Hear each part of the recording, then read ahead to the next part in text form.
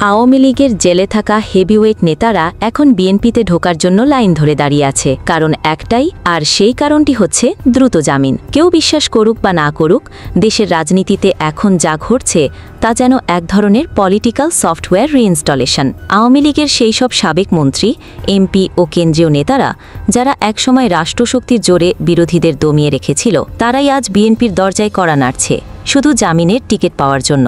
বিশ্বস্ত সূত্র বলছে, অন্তত 7 জন সাবেক মন্ত্রী এবং 12 জন প্রভাবশালী এমপি দুর্নীতির মামলায় আটক বা বিচারাধীন অবস্থায় রয়েছেন, এবং এদের অনেকেই বিএনপির কেন্দ্রীয় নেতৃত্বের সঙ্গে যোগাযোগ শুরু করে দিয়েছেন। শুধু তাই নয়, বিএনপিও বিষয়টি নিয়ে নীরবে সিরিয়াস আলোচনায় বসেছে এবং নির্দিষ্ট কিছু শর্তের ভিত্তিতে সম্মতিও দিয়েছে বলে খবর আছে। এই তথ্য সামনে আসতেই রাজনৈতিক অঙ্গনে শুরু হয়েছে তুমুল বিতর্ক।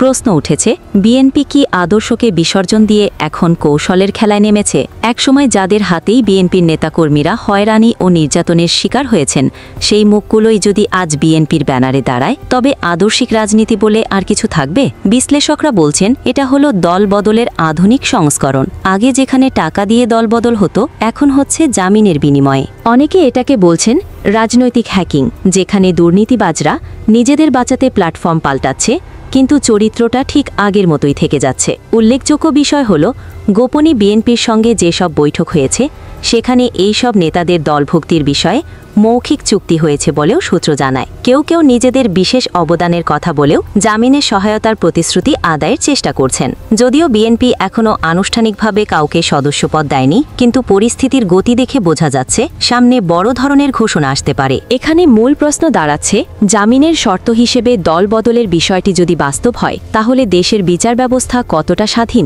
একজন অভিযুক্ত যদি শুধু দল পাল্টে আইনি রক্ষা পায়, তাহলে সেটা জনগণের চোখে ন্যায় বিচারের পরাজয় নয় কি? আর বিএনপির মতো একটি দল, যারা এতদিন গণতন্ত্র, ন্যায় বিচার আর পরিবর্তনের কথা বলে আন্দোলন করেছে, তারা যদি সেই দুর্নীতির অভিযোগে থাকা নেতাদের দলে জায়গা দেয়, তবে সেটা কি আত্মঘাতী সিদ্ধান্ত নয়? তরুণ প্রজন্ম, যারা রাজনীতিতে আদর্শ খোঁজে, তারা এই ঘটনাকে কিভাবে দেখবে? রাজনীতিতে আদর্শ ভুলে গেলে শেষ পর্যন্ত কেউই টিকে থাকতে পারে না, এটা ইতিহাসই বলে। আজ বিএনপি যদি শক্তির নামে দুর্নীতিবাজদের গ্রহণ করে, তাহলে তারা সেই পথেই হাঁটবে যেখান থেকে তারা বের হতে চেয়েছিল। ফলে প্রশ্নটা এখনই তুলতে হবে, রাজনীতি কি সত্যি আদর্শ নির্ভর থাকবে, নাকি এটা হয়ে যাবে শুধুই এক্সচেঞ্জ বেসড এক পলিটিক্যাল মার্কেট প্লেস?